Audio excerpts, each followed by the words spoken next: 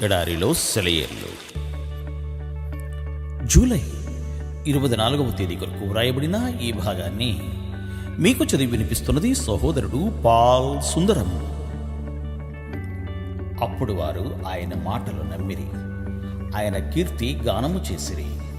అయినను వారు ఆయన కార్యములను వెంటనే మరిచిపోయిరి, ఆయన ఆలోచన కొరకు కనిపెట్టకొనకపోయిరి. అరణ్యములో వారు బహుగా ఆశించిరి, ఎడారిలో దేవుని శోధించిరి. వారు కోరినది ఆయన వారికిచ్చెను, అయినను వారి ప్రాణములకు ఆయన క్షీణత కలుగజేశాను.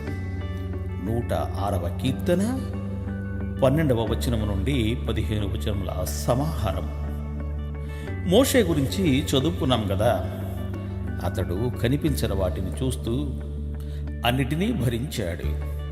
అయితే ఇక్కడ వ్రాసి ఉన్న దాని ప్రకారం ఇశ్రాయేలీయుల ధోరణి దీనికి వ్యతిరేకంగా ఉంది. పరిస్థితులు అనుకూలంగా ఉన్నప్పుడే వాళ్ళు సహించారు. వాళ్లకు ఏది అనిపిస్తే దాని ప్రకారమే ప్రవర్తించారు. అదృశ్యుడైన నిత్య దేవునిలో వాళ్ళు నమ్మకముంచలేదు. ఈ రోజుల్లో కూడా ఎంతోమంది నామకార్థపు క్రైస్తవులు ఉన్నారు. వాళ్ళు బాహ్య సంబంధమైన పరిస్థితుల చుట్టూ తమ బ్రతుకుల్ని అల్లుకుంటున్నారే గాని దేవునిని తమ కేంద్ర స్థానంగా చేసుకోవడం లేదు. ప్రతి విషయంలోనూ తననే చూడమంటూ దేవుడు మనల్ని మళ్ళీ మళ్ళీ అడుగుతున్నాడు. ఆయన ఆదేశ ప్రకారమైన దీనిని తేలికగా చూడవద్దని హెచ్చరిస్తున్నాడు.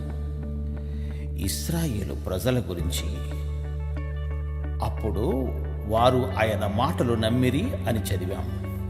వాళ్ళు చూసేదాకా నమ్మలేదు. దేవుడు పనిచేయడం చూసిన తరువాత నమ్మారు. ఎర్ర సముద్రం వద్దకు వచ్చినప్పుడు నిజంగా దేవుణ్ణి గూర్చి సందేహించారు. అయితే దేవుడు వారికి దారి ఏర్పరిచి అవతలి వైపుకు దాటించిన తరువాత ఫరో సైన్యమంతా మునిగిపోవడం చూసి తరువాత నమ్మారు.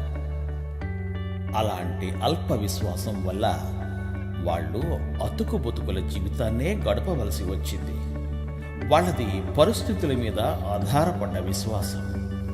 అలాంటి విశ్వాసం మనకు ఉండడం దేవునికి ఇష్టం లేదు. చూడడమే విశ్వాసానికి ఆధారం అని ఈ లోకం అంటుంది. దేవుడు చెప్పేదేమిటంటే నమ్మితేనే చూడగలవు అని. కీర్తనకారుడు అంటున్నాడు, సజీవుల దేశంలో దేవుని మంచితనాన్ని చూస్తాను అని. నేను నమ్మకపోయినట్టయితే సొమ్మసిల్లిపోయి ఉండేవాణ్ణి. పరిస్థితులు అనుకూలంగా ఉన్నప్పుడే దేవునిని నమ్ముతున్నావా? లేక పరిస్థితులు ఎలా ఉన్నప్పటికీ నమ్మకాన్ని దేవునిపై నిలుపుకోగలుగుతున్నావా? విశ్వాసం అంటే కంటికి కనిపించని దాన్ని నమ్మడం.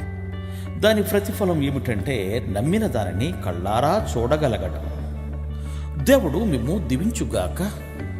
ఆమెన్. ఆమెన్.